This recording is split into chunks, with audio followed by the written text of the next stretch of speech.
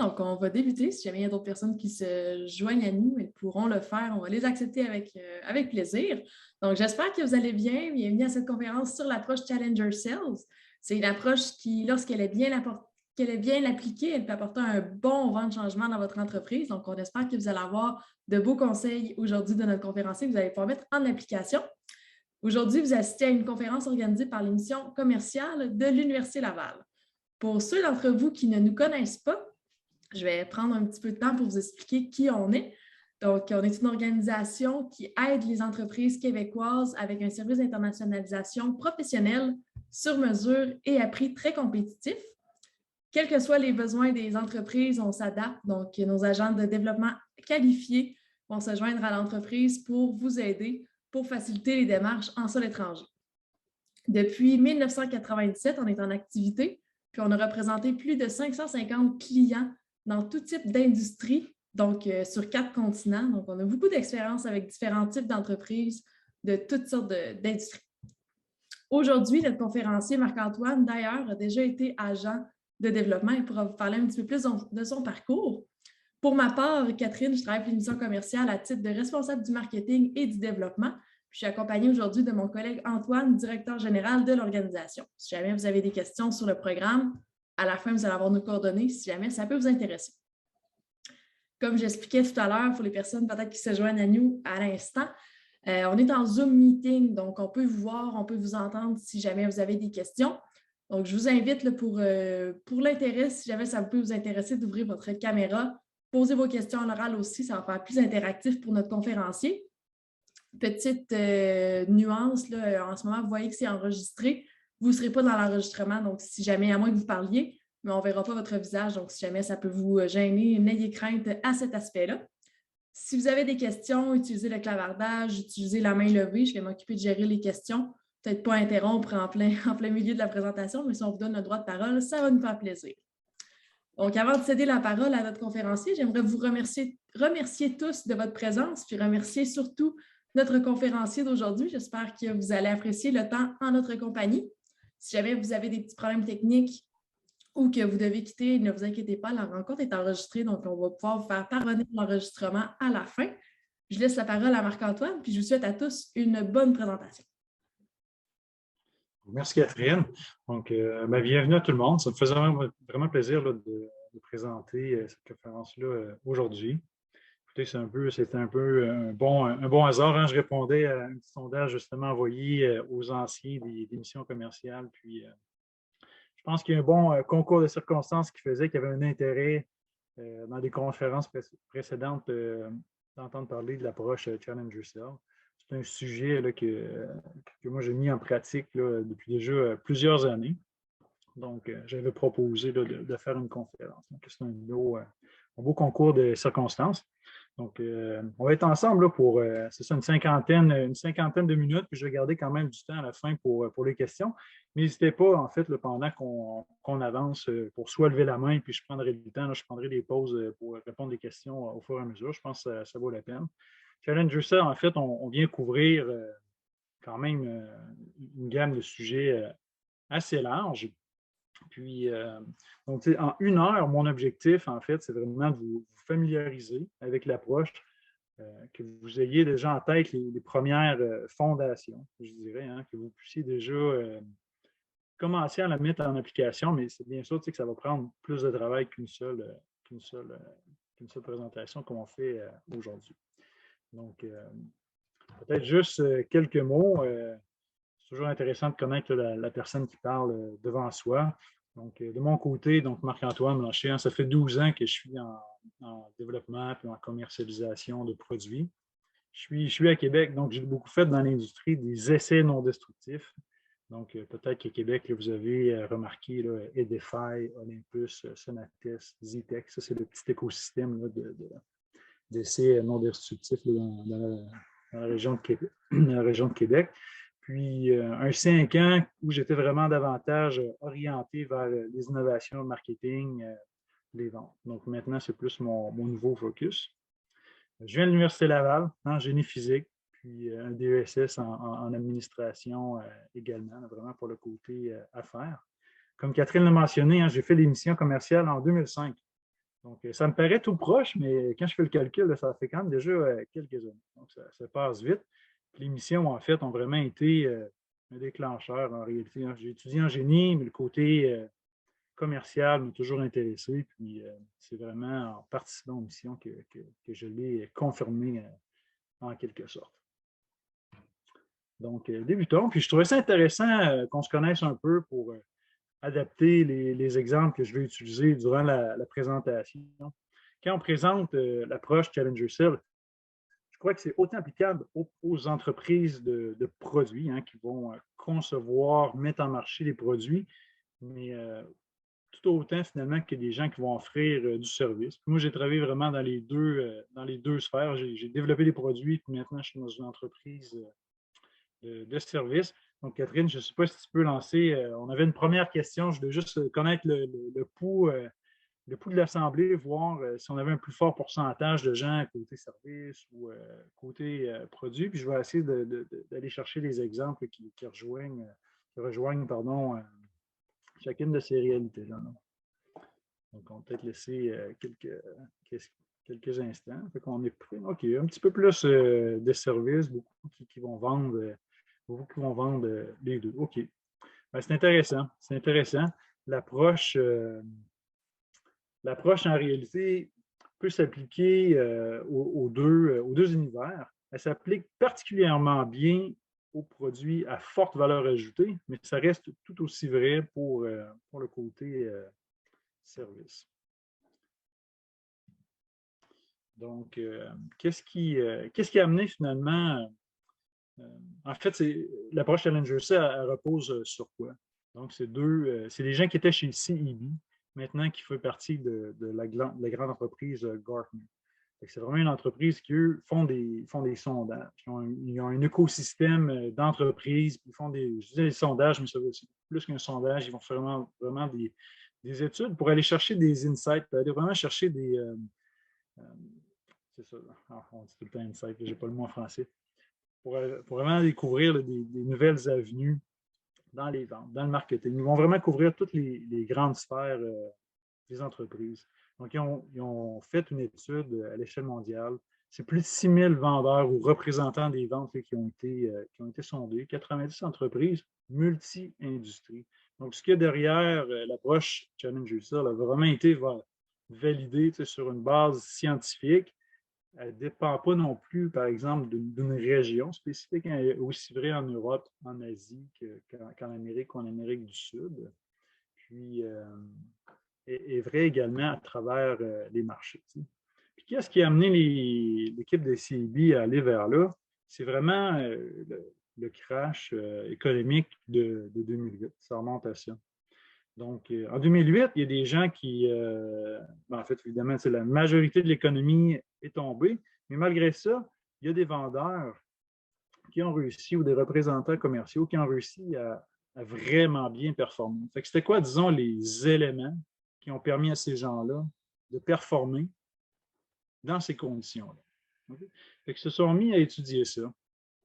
Puis ils ont remarqué, en fait, que ces gens-là, on va le voir un petit peu plus tout à l'heure, hein, ils ont remarqué qu'il y avait un profil particulier avec des attributs spécifiques. Hein, puis ils les ont nommés des challengers. À travers leurs recherches, ce qu'ils ont constaté également, c'est que faire des ventes à notre époque, c'est beaucoup plus compliqué. Puis on le voit un peu ici à gauche, hein, c'est une représentation en quelque sorte caricaturale, mais ça représente tout de même la réalité. On a des clients qui sont beaucoup plus informés. Hein. Les sources d'information sont infinies. C'est facile de trouver l'information, puis de se faire une opinion rapidement, puis une opinion très éduquée même sur un produit ou sur un service ou des éléments qui peuvent être quand même assez compliqués. C'est facile de trouver l'information. Il y a de plus en plus d'achats par consensus. Qu'est-ce que ça veut dire? Ça veut dire que ce n'est pas une seule personne qui va prendre une décision, mais c'est plutôt un groupe de 3, 4, 5, 6 personnes. Ça vient complexifier le cycle de vente. Donc, ce n'est plus une seule personne qui doit être convaincue, c'est peut-être 2, 3, 4. Donc, il y a un besoin pour créer du consensus entre ces personnes-là qui vont avoir chacun des intérêts différents. Puis bien entendu, ben, du côté achat, c'est des gens qui sont de plus en plus spécialisés. Hein. C'est des gens qui vont aller de plus en plus longtemps à l'école, qui, eux, vont apprendre des techniques de négociation pour vraiment aller tirer le meilleur des vendeurs en bout de ligne ou des entreprises là, au meilleur prix. Là. Donc, c'est des gens qui peuvent être très, très féroces. Donc, il y a cette réalité-là qui a changé. Mais dans cette nouvelle réalité-là, qui est plus difficile, comment on peut bien performer? Donc, c'est un peu ce qu'on va adresser aujourd'hui.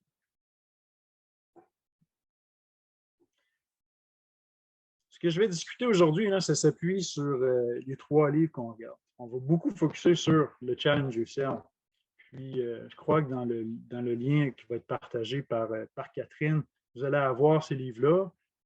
J'ai mis ces 3-là, je pense que j'en ai mis 2 autres.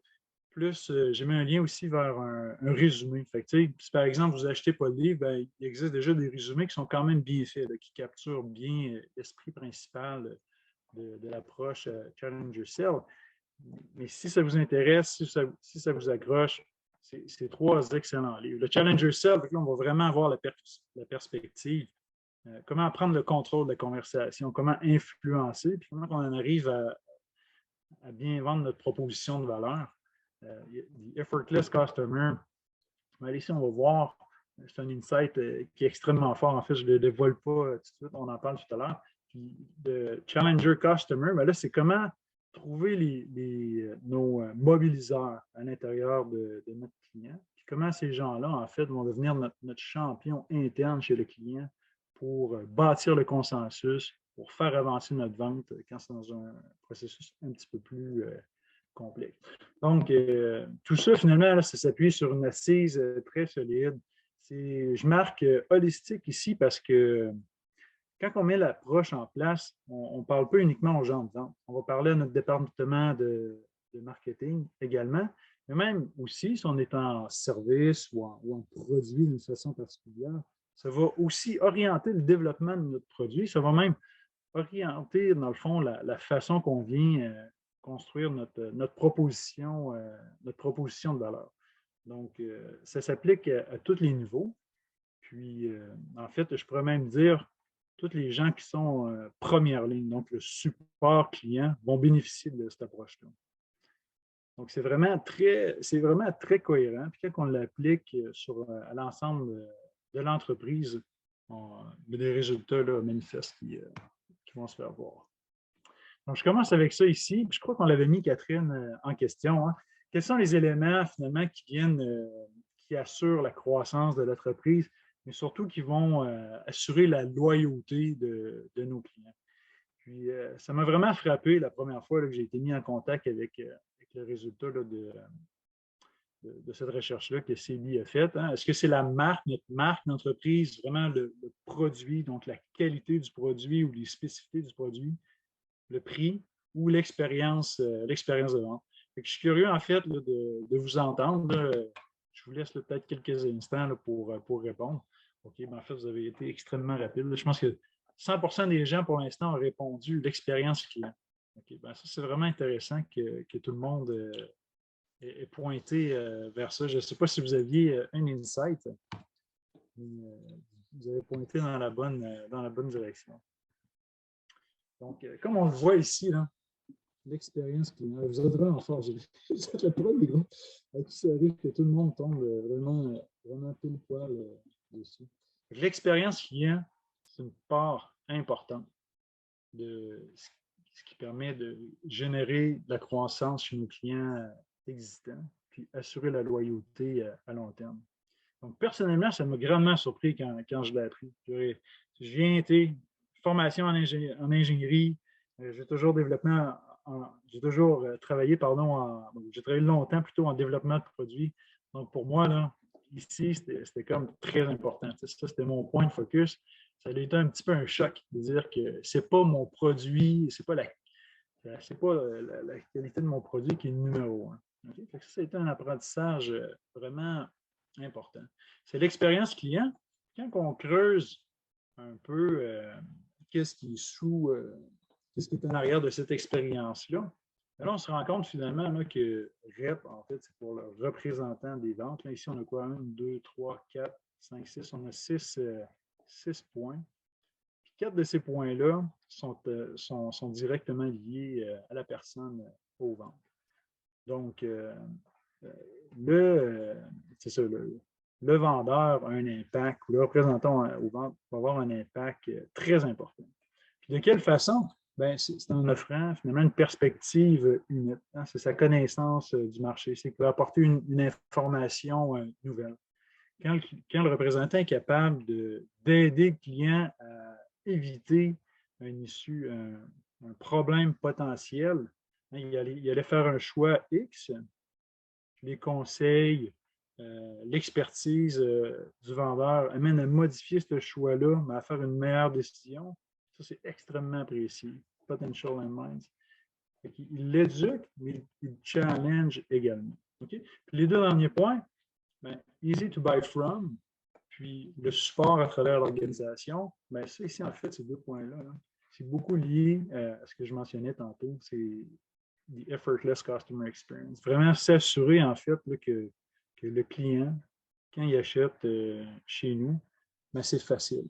Puis des fois, je me suis demandé comment ça se fait que ce client-là fait encore affaire avec cette entreprise-là. Ils n'ont pas le meilleur service, ils n'ont pas de technologie, mais c'était ça le point. C'est facile. Tu appelles, il y a quelqu'un disponible, ils peuvent livrer le service répond aux besoins. La clé est là. Donc, en bout de ligne, le brand, le produit, ça représente quand même 40 Ce n'est pas à négliger. Mais le point de focus, il est sur l'expérience d'achat. Okay? Donc, si l'expérience d'achat doit être exceptionnelle, en fait. C'est là que ça se joue d'abord, avant d'aller retravailler très fort sur le brand, ce qui peut peut-être être un réflexe un peu plus naturel. Ouais, donc là, finalement, j'avais un petit peu un dupliqué ici. Hein. Donc, je passe sur celle-ci. Je me suis devancé. L'autre élément que je voulais mettre en évidence, ben, ce n'est pas au niveau du prix que ça se joue. Donc, une fois qu'une vente a été faite, qu'on veut faire croître notre client, si on a un compte, qu'on veut ajouter de la valeur, ben, ce n'est pas avec un meilleur. Ce n'est pas sur les prix qu'il faut aller se battre, finalement. Oui, ça a un impact, mais ce n'est pas ce qui a le plus gros impact. Fait que, je trouvais quand même que c'était un élément très, très important aussi parce que c'est comme un petit peu toujours le discours qu'on entend, mais quand on regarde les données, ce n'est pas de cette façon-là là, que ça se passe. Puis, effectivement, dans cette interaction-là de notre vendeur, ben, c'est ce qu'on va explorer, mais c'est qu'il doit guider finalement le client vers sa solution à lui. Puis c'est ça qui va avoir de l'impact, dans le fond, pour votre entreprise. Donc, on va plonger dans ça. Donc, ici, c'est un petit exemple là, que j'avais déjà partagé avec un client. Puis, je vous invite finalement à un peu faire l'exercice. Ici, c'est simplement pour donner l'exemple. Mais prenez votre entreprise, puis essayez de vous benchmarker avec vos compétiteurs que vous connaissez. T'sais. Puis même si c'est, disons, au feeling, je voudrais dire, là, plutôt qu'une approche très quantitative, ça va quand même vous donner un aperçu de comment je me positionne à ma marque de commerce, mes produits, justement, mon ratio qualité-prix, puis mon expérience client. Est-ce que je performe bien, justement, là, dans mon expérience client, puis de quelle façon je le fais. Je pense que c'est bon de prendre un petit moment de recul, puis de regarder, en fait, le compétiteur, non pas seulement en termes de votre offre de service ou de votre produit, mais vraiment de la regarder en considérant là, ces quatre dimensions-là.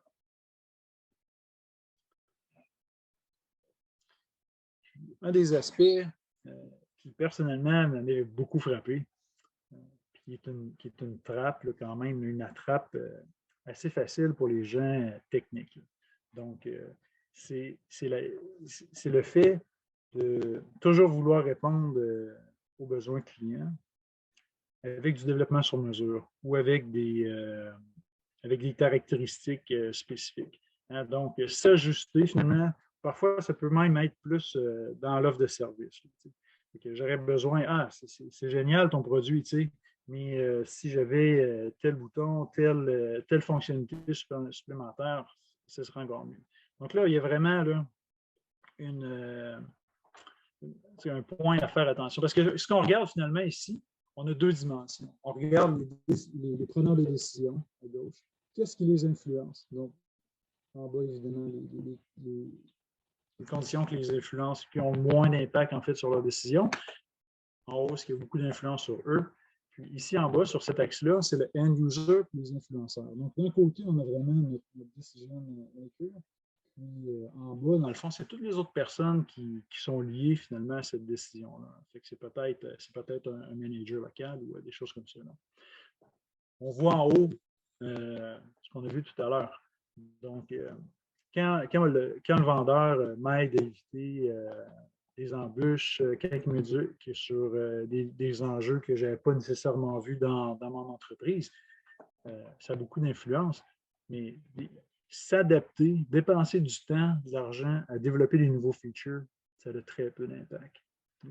Fait que ça, il faut vraiment bien le considérer. Parce qu'on va souvent se faire demander des choses qui n'existent pas. Puis principalement quand on lance des nouveaux produits ou des nouveaux services, l'offre est peut-être incomplète, mais là, on se rend compte que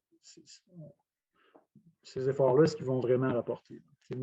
Donc, moi, je fais de plus en plus attention finalement à cette dimension-là.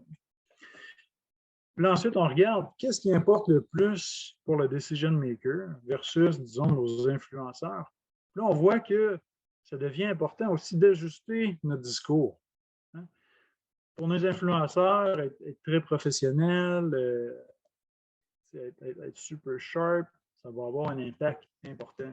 Là, on se rend compte que le decision maker, c'est pas ça. C'est comme sa dernière priorité.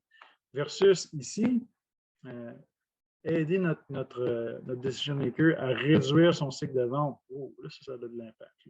Okay? Donc, en sachant à qui on s'adresse, on doit aussi adapter notre discours.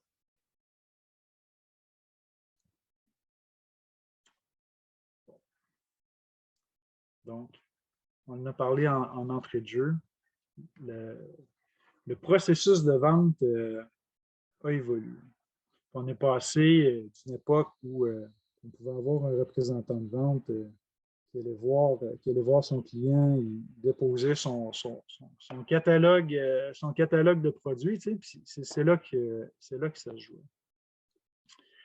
Maintenant, ce que Sylvie a mis de l'avant, c'est le fait que quand on est contacté, bien, il y a déjà 57% du processus d'achat qui a été complété. Okay? Et ça veut dire quoi? Ça veut dire que c'est où qui est allé s'éduquer le client? C'est où qui a pris son information? Qu'est-ce qui a influencé finalement son processus de réflexion? Quand il te contacte, il sait déjà presque ce qu'il veut. Hein? Il te contacte, puis il est quasiment juste prêt à négocier ton prix. Ça nous amène souvent à ce qui est appelé le one of three problem. C'est que tu te ramasses devant un petit peu le fait accompli. Il a fait ses devoirs, il est allé voir tes deux meilleurs compétiteurs. Les trois, vous répondez à ces specs. Là, tu es dans le 1 de 3. C'est qui va m'offrir le meilleur prix? Donc, ça ici, là, ça nous amène à réfléchir sur comment on diffuse l'information. C'est quoi les canaux marketing qu'on utilise?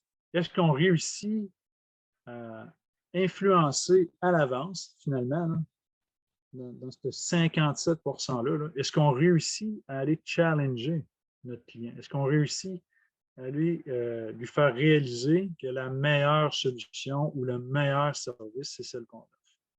Okay?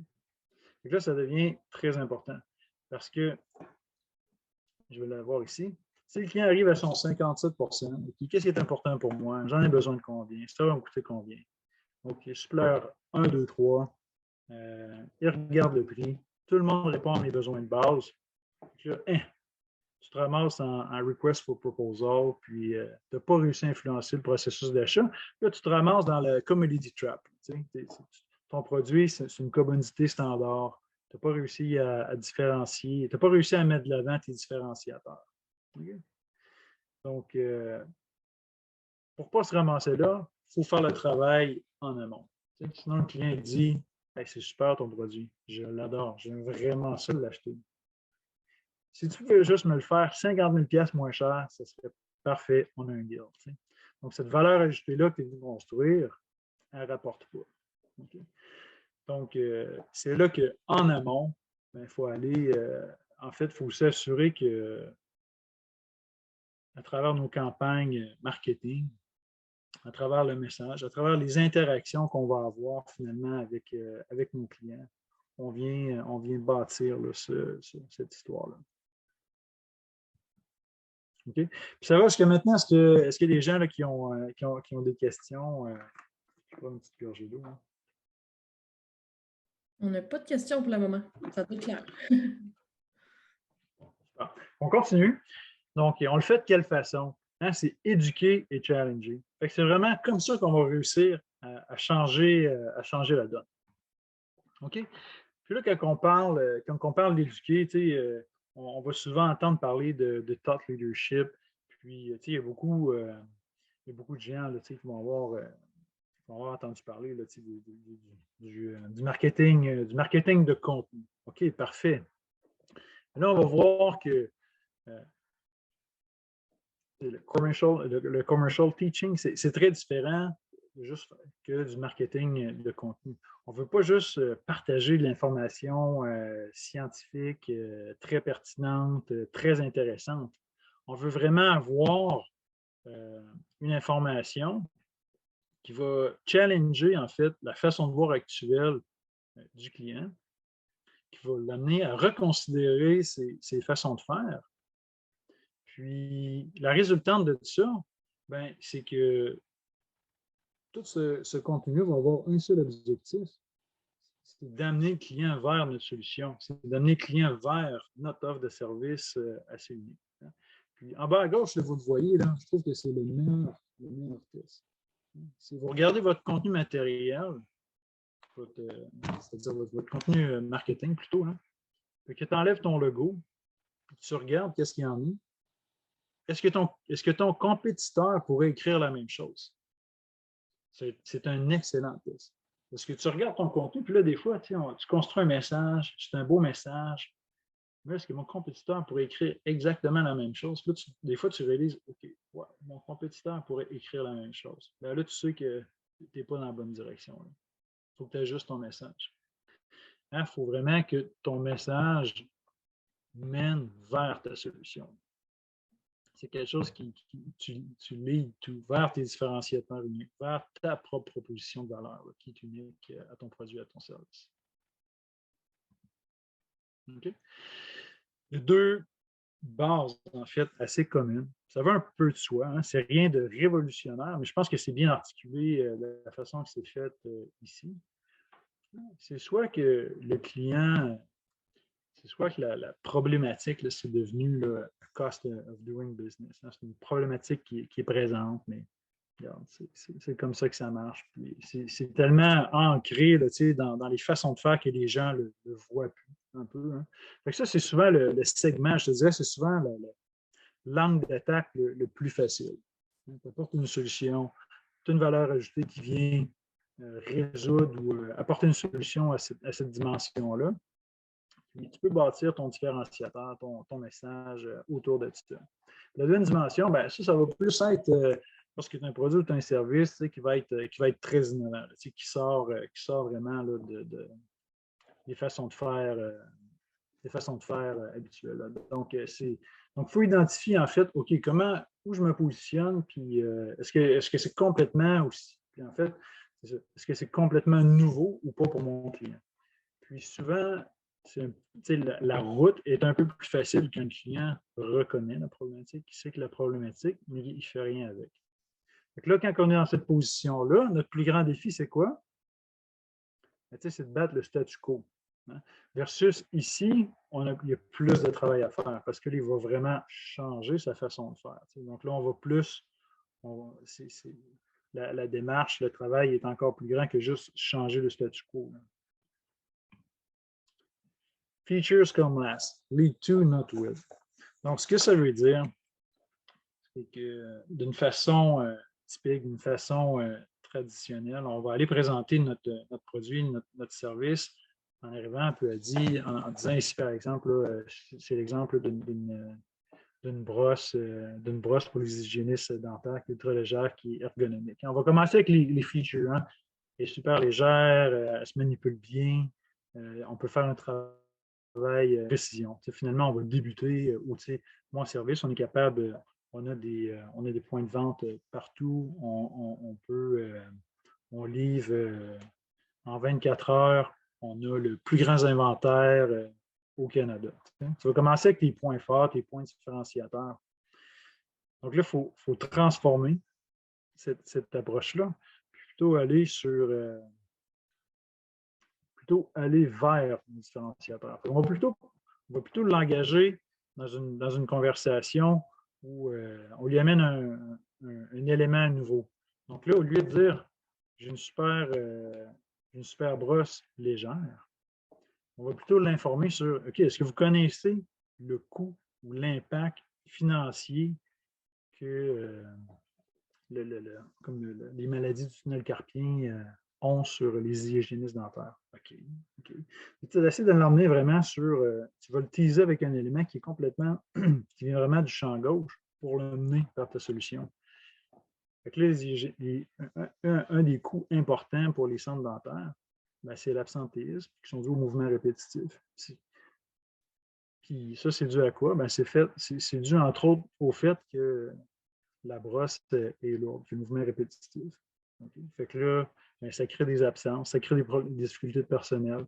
Tu perds des clients, tu as des rendez-vous à replanifier. Fait que là, tu le descends, tu lui fais réaliser la problématique, tu l'amènes vers ta solution. Ta solution, c'est quoi? Là, c'est ta brosse légère. Fait qu'en fait, j'aurais pu présenter cette slide-là juste après parce que je jump ici.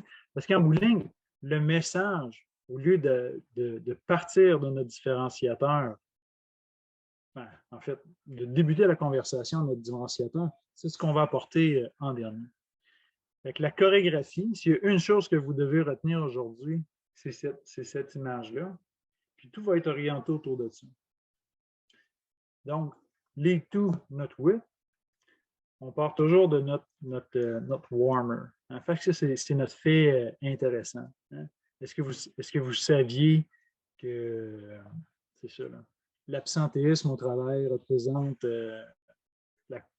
un des coûts les plus importants chez les dentistes?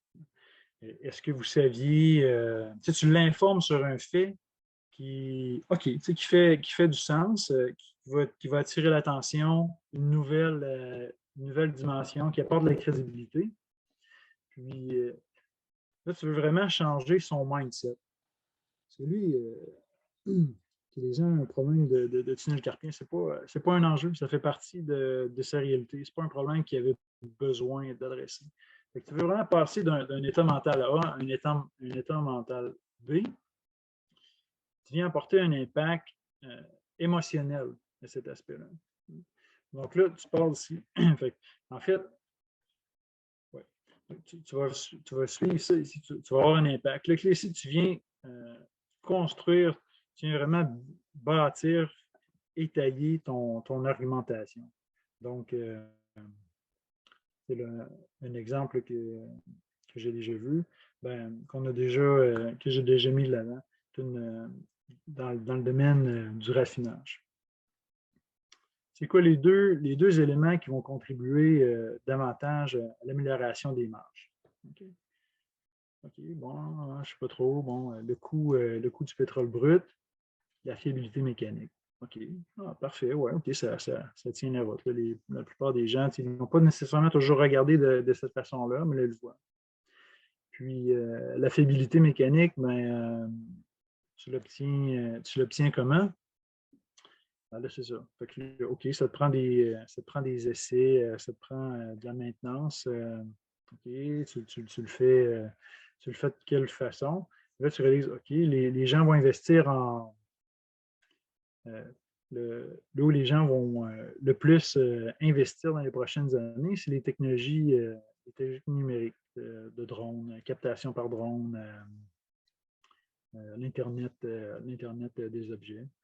Puis là, en fait, là, il y avait une étude qui démontrait que les gens qui n'allaient pas un sous-investissement dans, dans cette sphère-là, ça met à risque les entreprises.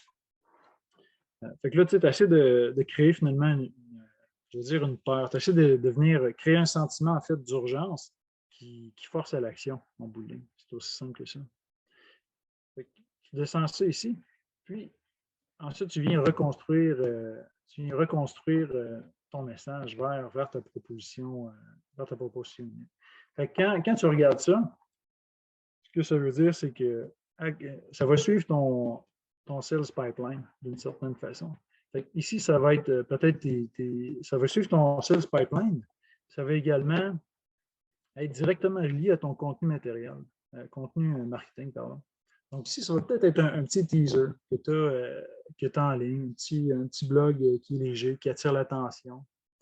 Là, ensuite, tu vas peut-être l'inviter à aller sur un webinaire. Fait que là, en webinaire, là, tu vas pouvoir avoir un message plus élaboré, avoir un impact. Puis là, fait que là, si tu le rends là, ben là, si tu l'as convaincu ici, si tu as réussi à appliquer ce shift-là, dans cette transition-là, dans sa façon de voir les choses, mais là, tu l'amènes vers ta proposition commerciale qui est unique, vers tes propres différenciateurs. Okay? Donc, l'idée, c'est vraiment mettre de l'avant des choses que le client n'a pas perçues par lui-même. C'est là que ça devient important de faire le travail en équipe, parce que ça prend une connaissance terrain, une connaissance, en fait, du marché qui est très approfondie. Ça veut dire qu'il faut que tu ailles chercher, ça veut dire que ton équipe technique est sur le terrain, il faut qu'elle apporte ces insights-là. Le fait que tu es en contact avec plusieurs clients, tu peux aller capter l'information terrain pour construire ton message. Et tu veux vraiment l'amener, en fait, de sa façon de voir d'aujourd'hui vers un nouveau modèle mental, on va dire. Okay?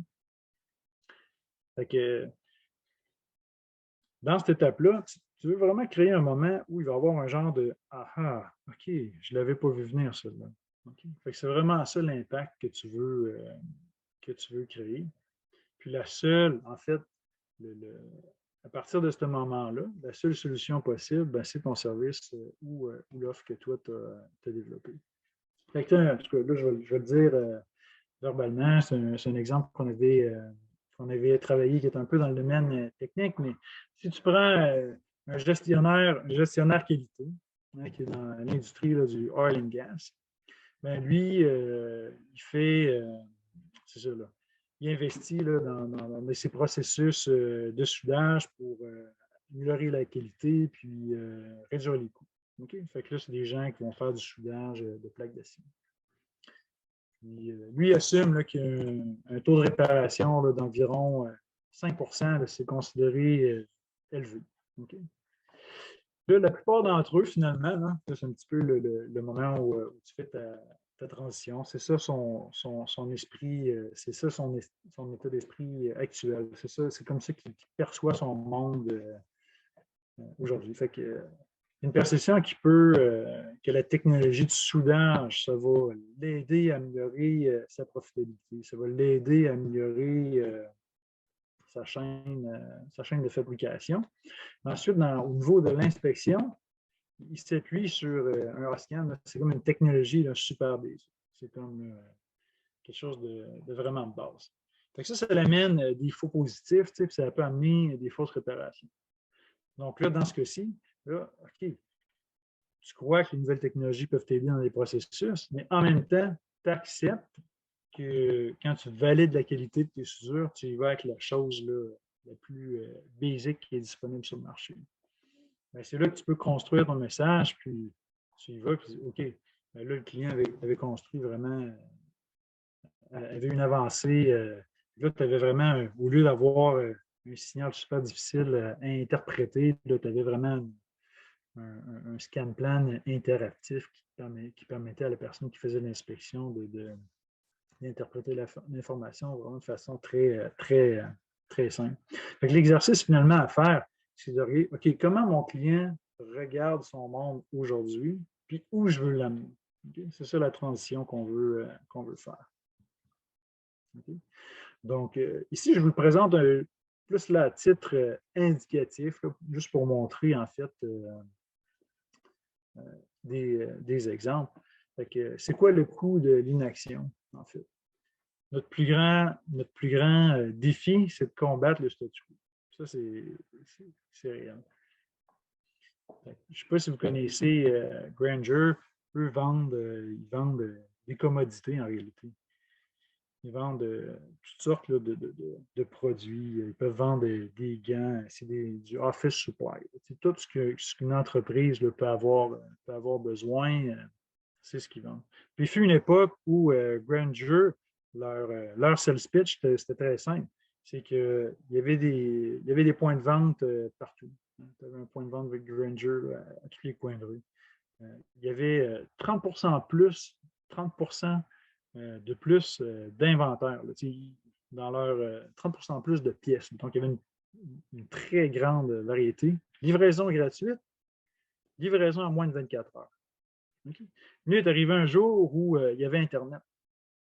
Fait que là, tu sais, qu'ils ont comme un petit peu perdu leur avantage. Tu sais. Fait que la technique avant, c'est qu'ils arrivaient chez leurs clients, déposaient le cahier, là, puis juste le poids là, du catalogue là, était impressionnant pour le client. Tu sais, c'est un one source supplier. Fait que ce message-là, il a arrêté de fonctionner un jour. Et qui ont dû revoir, en fait, leur stratégie de vente, puis modifier le message. Fait que s'ils en sont arrivés à faire, puis je pense je ne vais pas tout illustrer ici, mais c'est l'outil qu'ils ont utilisé, c'est de dire, OK, là, ils ont mis le fait sur combien ça coûte ne pas avoir une pièce en inventaire. Si ton air climatisé fonctionne, c'est un filtre, on a démontré en fait que 40 des achats, c'était des achats non planifiés. Un achat non planifié. Fait que là, tu l'achètes chez un supplier X, il ne te fait pas de rabais. En plus, tu es dans le rush, tu es en urgence. Ta livraison n'est pas gratuite. Tu as des frais de transport. Ben, c'est ça, tu as des frais de transport. Ils ont montré l'impact financier de ça. Okay. Puis en plus, tu dois peut-être courir à gauche, à droite, parce que c'est peut-être pas ton supplier avec qui tu as un contrat qui a la pièce pour ça. Fait que finalement, ils ont transformé le message pour amener le client en bout de ligne vers, OK, bien, la solution, c'est le fait que nous, on a des offices partout, qu'on peut offrir la livraison gratuite.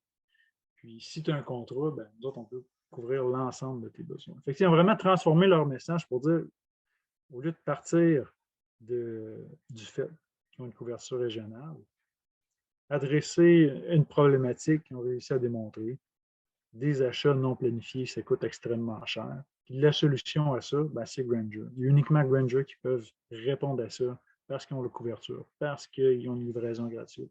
Puis parce que quand quand tu as une entente avec eux, ben, ils peuvent te faire un prix aussi de grossiste. Okay? Fait que c'est le message, c'est la transformation là, qu'on peut faire. Okay? Puis maintenant, là, je parle beaucoup du Challenger. Puis, c'est qui, lui? Fait que dans le fond, CB a identifié finalement cinq profils. Donc, notre hard worker, une personne qui travaille dur, notre challenger, notre relationship builder, notre loup solitaire, puis notre problem solver. Puis dans vos équipes de vente, bien, vous allez nécessairement avoir une répartition à travers ces gens-là. Vous ne pourrez pas avoir 100% de challengers. Puis ce qu'ils ont déterminé, puis on va le voir là, juste sur la slide précédente, suivante, pardon. Mais le challenger, il performe vraiment mieux que les autres. Okay? C'est ça qui a été découvert suite au crash là, de 2008. Fait que le hard worker, lui, il va plus simple. C'est quelqu'un qui est sur le cold call, du volume, il va offrir, en fait, le gain, je vais le passer tout de suite à l'autre. Fait qu'on voit, en fait, on a deux catégories. Donc, core performer, c'est comme il rencontre la moyenne. Puis, high performance, high performer, c'est les gens qui vont surpasser, en fait, là, les attentes. Donc, on voit que notre challenger, en général, c'est lui qui va générer le plus de ventes. Hein, il le fait d'une façon, c'est ça, il offre une perspective unique. Il apporte des insights aux clients. Il lui permet, en fait, d'éviter des problèmes. Il l'éduque, en fait. Il l'éduque, il le challenge, il l'apporte ailleurs. Puis il est capable de créer une tension positive. Versus notre relation, puis il va créer une bonne relation. Versus, si tu regardes de l'autre côté, notre relationship builder, lui, son objectif, c'est vraiment qu'il n'y ait pas de tension, que tout se passe bien. Il devient même un peu l'avocat interne du client. C'est peut-être lui qui va venir voir l'équipe de développement et dire hey, mes clients, là, il a vraiment besoin de cette fonctionnalité-là, ou il a vraiment besoin de ce service particulier. Il vient presque à travailler, il peut quasiment devenir, ça devient l'avocat finalement du client. Notre problem solver, lui, ben, moi, j'étais un problem solver à l'époque, de nature, fait qu'il faut que je fasse attention pour ne pas tomber là. C'est background en ingénierie, je vois un problème, hey, je veux le régler, il y a un problème. Fait que, ça, on va faire. Fait que, lui, c'est sûr que ton client va l'aimer. Il va là, il va travailler fort pour résoudre son problème. Il va peut-être consacrer un temps démesuré. Puis là, le All Worker, on a parlé. Puis là, Lone Wolf performe également. Mais lui, là, c'est celui-là là, qui ne va pas utiliser là, le contenu marketing que tu as créé. Là. Il va faire ses propres slides. Il va faire son propre slide deck. Il ne va pas remplir ton CRM. Oublie ça, là, ça le fait chier, il ne le fera pas, tu peux lui demander, tu peux l'éduquer, il n'y a rien à faire. Il ne va jamais le faire. Okay? Mais tu ne peux pas rien faire parce qu'il performe. Okay? Il y a sa recette, il va, mais ce n'est pas réplicable. Tu ne peux pas répliquer cette recette-là à travers l'organisation. Fait que ton Lone Wolf, tu l'aimes. Ce n'est pas un modèle qui est fiable, ce n'est pas un modèle que tu peux réutiliser pour scaler à travers ton organisation. OK? Donc, je mettais ici ces deux tests-là parce qu'en fait, je vous invite finalement à l'interne à regarder OK, c'est quoi notre profil de vendeur à l'interne. Ça, c'est imparfait, les deux tests que je présente là, mais ils sont gratuits, puis ils sont quand même très bien. OK? Pour des tests là, gratuits. Fait que, regardez, en fait, c'est quoi notre répartition à l'interne. Puis, les challengers, c'est pas. C'est des gens qui. Tout le monde peut tendre à devenir un challenger. Fait que quelqu'un qui est vraiment relationnel de nature va être capable d'incorporer des éléments de challenger dans sa façon de faire. Parce que les attributs, en fait, c'est des attributs qui s'apprennent. Okay? C'est vraiment des actions concrètes qui se posent. L'autre élément aussi que j'aime nuancer par rapport à ce que CB présente, c'est qu'on a différentes catégories de clients.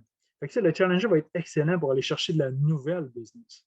Mais le relationship builder, ça peut être un bon candidat pour. C'est un peu comme notre farmer, là, si vous avez vu peut-être le farmer hunter. L'approche Farmer Hunter là, dans les ventes. Là. Fait que ton relationship builder va peut-être être un bon gestionnaire de compte. Là, une relation, créer de la loyauté, bâtir le long terme. Okay? Donc, en fait, assigner les bons clients aux bonnes personnes, ça va avoir de l'impact. Donc, autant dans Good to Great que dans Life and Work Principle, c'est vraiment des concepts là, qui reviennent toujours. Avoir les bonnes personnes dans les bonnes chaises. Puis, si on prend un petit peu le même concept, je crois que c'est applicable au niveau des représentants commerciaux, assigner les bons vendeurs aux bons clients.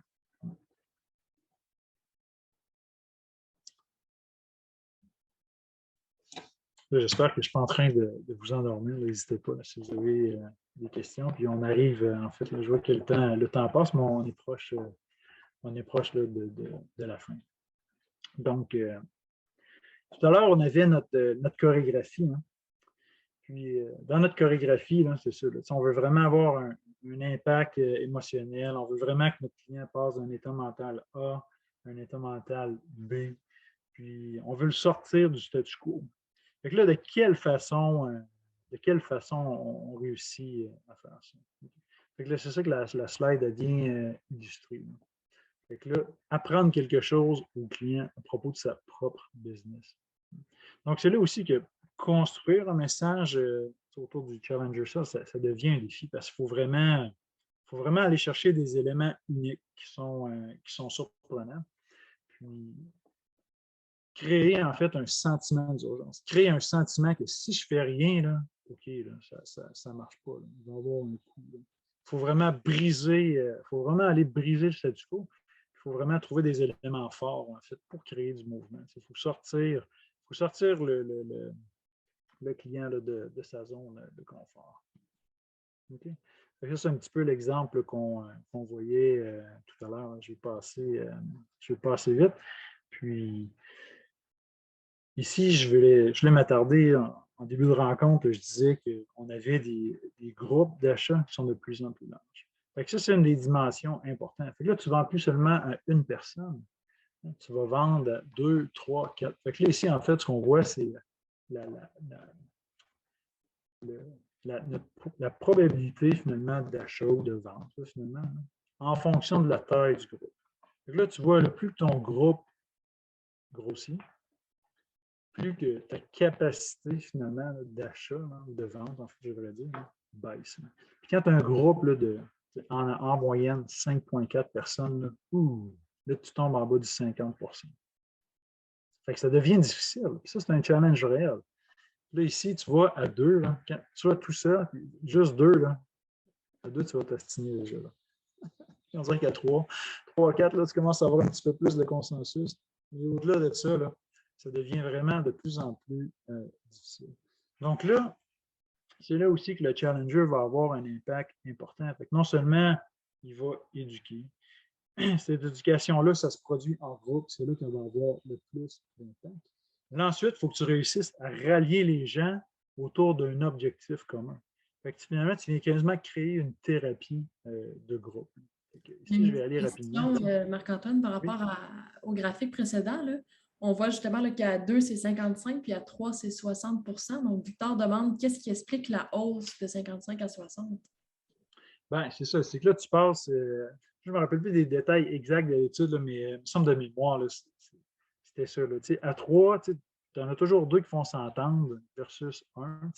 Versus 2, des fois, 2, il n'y a comme pas de séparateur. Là. Fait que c'est un petit peu, je pense que c'est un petit peu ça, là, le phénomène qui arrive. Là, fait que des fois, à 3, il y a une décision qui se prend plus rapidement qu'à 2. Fait que c'est un petit peu ça la drop, là, si je me rappelle bien. Là. Donc c'est ça. Donc, en construisant notre message, il faut considérer cette dimension-là aussi. Là. C'est quoi le point commun là, des différents stakeholders, des différentes parties prenantes que j'ai?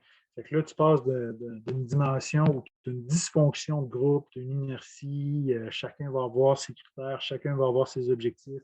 Lui, il y a des KPI spécifiques qu'il doit rencontrer, l'autre, il y a d'autres KPI. Fait que comment tu construis ce. Fait que tu passes d'un moment de dysfonction à une thérapie de groupe. Fait que là, le challenger va être ce thérapeute-là également pour aller bâtir du consensus dans le groupe, catalyser en fait la décision. Puis c'est là que ça va nous prendre un mobiliseur interne. C'est là qu'on va avoir besoin d'un champion interne qu'on va éduquer et qui va nous aider finalement à créer ce consensus-là. Okay? Donc, on est vraiment passé, en fait, d'une ère de vente de produits à vente de production, à vente de solutions, pardon, vers une vente avec des insights. Comment on dit insight? J'ai comme oublié. On se comprend. Parfait, 57, on termine bien. Fait que, in a nutshell, éduquer, challenger le client sur qu'est-ce qui manque. Lui apporter vraiment une perspective nouvelle, un fait nouveau, quelque chose qu'il n'avait pas perçu. S'assurer qu'on lead vers vers nos services uniques, vers notre proposition de valeur. Pour moi, ça a vraiment été ça, le changement à l'interne. Pas hésiter à mettre une tension, à créer une tension positive avec le client. Puis, dans notre contenu matériel, dans notre contenu marketing, pardon, s'assurer en fait qu'on vient influencer les critères d'achat pour ne pas tomber dans la commodity trap. Donc, ça vient conclure notre présentation d'aujourd'hui. Je crois bien que c'était ma dernière. Oui, c'est ça, il y avait ça ici pour terminer. Là. Donc, il nous reste quelques minutes là, si vous avez des questions supplémentaires. J'espère que vous avez apprécié. Moi, j'en aurais peut-être une question. Je ne sais pas si jamais d'autres personnes ont des questions, n'hésitez pas. Est-ce que tu aurais des conseils peut-être pour inclure cette approche-là en entreprise? Comment est-ce que tu changes le mindset peut-être des gens qui travaillent dans l'entreprise, qui sont déjà habitués, par exemple, d'être des loups solitaires ou d'être des relation builders? Est-ce que tu as un truc peut-être pour ça? En fait, je pense que d'apporter, pour que ça fonctionne bien, il faut que tout le monde soit sur la même page. Fait que, soit à travers des formations, soit d'inviter toute l'équipe à lire le livre, à consulter le livre. Puis ça se fait par étapes. Hein? Donc, l'ensemble de l'approche ne sera pas appliqué là, rapidement en quelques semaines au sein de l'entreprise. Mais c'est ça. En soutenant, c'est ça. En lisant le livre, formation, ça va se mettre en route. Puis il faut soutenir, en fait, ensuite la mise en place de cette nouvelle approche-là au sein de l'entreprise là, pour que ça se propage puis que ça fasse partie, en fait, des façons de faire là, de l'entreprise. Parfait. Bien, merci beaucoup. Je vois qu'il n'y a pas d'autres questions, donc je vais y aller sur mon petit mot de conclusion. Juste avant, là, je trouve que c'est vraiment intéressant parce qu'aujourd'hui, on a vu vraiment l'importance de la relation entre le service de vente et marketing. Je pense que c'est un débat souvent dans certaines entreprises là, qu'on ne voit pas le lien. Puis là, je trouve qu'aujourd'hui, on l'a vraiment vu justement avec l'approche Challenger Sales qui s'implante aussi par rapport à l'image que tu véhicules avec ton service marketing. Donc, très intéressant. J'ai vu qu'il y avait beaucoup de commentaires aussi justement qu'on a trouvé ça intéressant. Donc, merci beaucoup. Oui, David, je vois que tu as une question avant qu'on y aille à la conclusion. Je te laisse ton micro. Oui, excusez-moi. En fait, j'étais parti pour 30 secondes. J'aurais une petite question pour M. Marc-Antoine. D'abord, merci beaucoup. En fait, c'est très apprécié. Ma question, en fait, c'est dans la mesure où vous voulez justement challenger un peu votre clientèle, tout ça, puis vous y allez des fois avec les tendances du marché. Avez-vous un site ou quelque part que vous allez justement chercher ces différentes tendances? Vous parlez des fois d'aller à partir de ce que vos autres clients parlent déjà.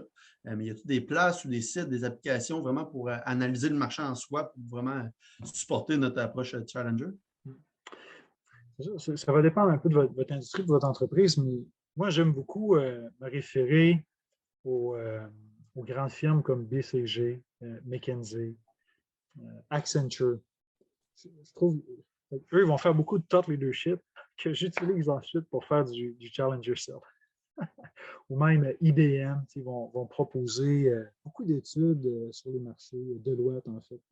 Ces grands films-là sont très connectés, sont multi-industries, il y a une mine d'or d'informations quand on consulte leurs études. Merci beaucoup. Leurs infolettres, pour ça, sont géniales. Tu t'abonnes à l'infolette, tu reçois dans ta boîte courriel déjà souvent, ils mettent des stats en bullet point. Là, fait que c'est facile d'aller piger là, tu vas lire l'article qui t'intéresse. Très bon point. Donc, si on n'a pas de questions, bien, merci beaucoup, Marc-Antoine, pour la très intéressante formation. On a eu beaucoup de commentaires justement de gens qui sont très satisfaits puis qui disent justement, là, on a Linda qui dit à l'instant, c'est vrai que les représentants les plus appréciés apportent de l'information. Donc, on voit que l'expérience terrain, on peut confirmer justement ce que Marc-Antoine a dit aujourd'hui.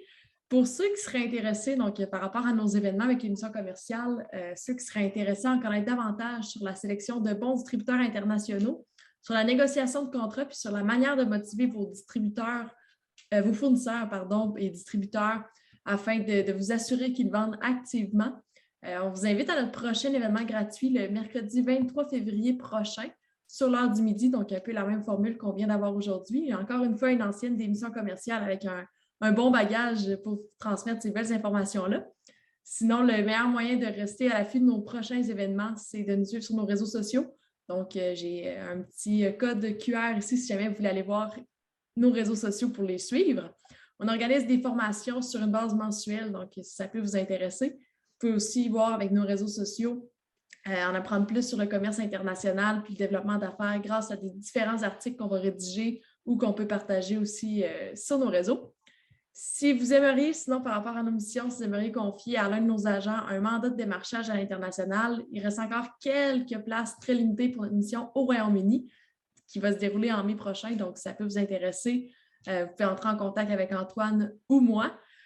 Sinon, je vous remercie à tous de votre écoute, de votre participation, puis je vous souhaite une excellente fin de journée. Au plaisir de vous revoir bientôt en personne, peut-être, on se le souhaite. Marc-Antoine, encore merci. Bonne journée à tous.